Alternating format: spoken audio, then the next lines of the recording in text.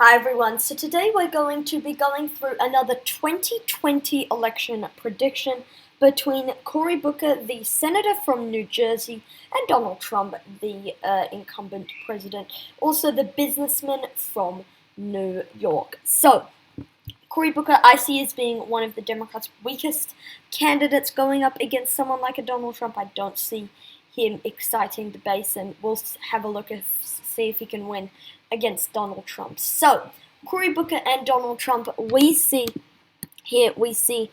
off with the safe Trump states: Alaska, Utah, Idaho, Wyoming, Montana, North Dakota, South Dakota, Kansas, Oklahoma, Texas, we see as being a safe Trump state against Cory Booker.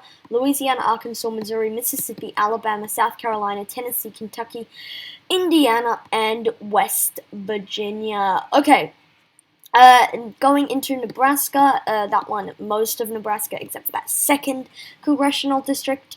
And yeah, as for Cory Booker, Washington, Oregon, California, Hawaii, New Mexico, Illinois, Vermont, Massachusetts, Rhode Island, Connecticut, New Jersey, Delaware, Maryland, the District of Columbia, New York, and that first district in the state of Maine. Okay, so Cory Booker and Donald Trump. One area where, we'll start off with the good news for Cory Booker. One area where I think that Cory Booker can do a bit better relative to other Democratic candidates' performance overall.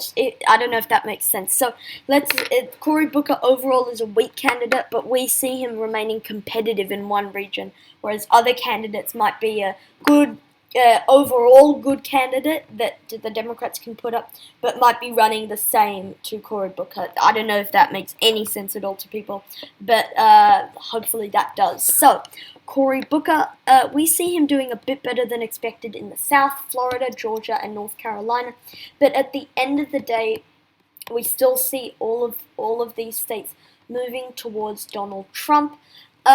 Just because, again, Cory Booker is the kind of candidate who these people would kind of like, more centrist, more kind of, corporate, a more corporate individual. I see Cory Booker taking Florida, Georgia, and North Carolina. Donald Trump taking Florida, Georgia, and North Carolina. Okay, so that's the Trump states. As for Cory Booker, we actually see him winning in the state of Virginia. We see, given the state's demographics and its close proximity to New Jersey, we see it actually being a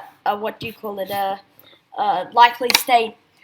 Whereas you would expect, given his performance in other areas, for it to be like a lean state.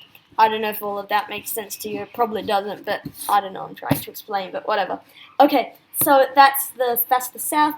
Moving into the West, we see Cory Booker taking the state of Colorado, and we also see him taking Nevada, but we still think that he would come up short in the state of Arizona. We don't think he would be able to excite the progressive base there, and we don't also think he'd be able to bring in disaffected Republicans or independents into the Arizona primary. The Arizona, general election.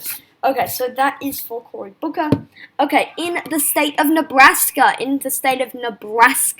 we see Nebraska moving into the Trump column, in the leaning column for Donald Trump. So as for in the Northeast,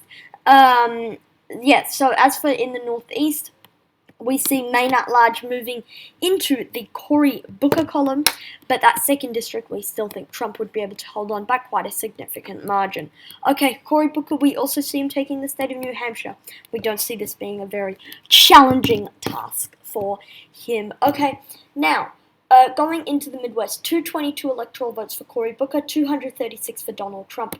We see Cory Booker taking the state of Minnesota quite decisively, but we see Cory Booker narrowly coming up short in Wisconsin, Michigan, and you guessed it, Pennsylvania. We see these ones being very close, but we see Cory Booker, like Hillary Clinton, coming up short in those states. So Wisconsin, Michigan, Pennsylvania, barely going into the Donald J. Trump column. Okay, as for Iowa, we see Iowa moving into the Trump column. Ohio also moves into the Trump column. So this this, I didn't plan on this, but this is actually the exact same map as Hillary Clinton had in 2016. Cory Booker, a very similar candidate to Secretary Clinton. Okay, 232 for Cory Booker, 306 for Donald Trump. We hope you enjoyed that video. Thank you for watching this video in particular, and please subscribe for more videos. I will see you all in the next video. Peace.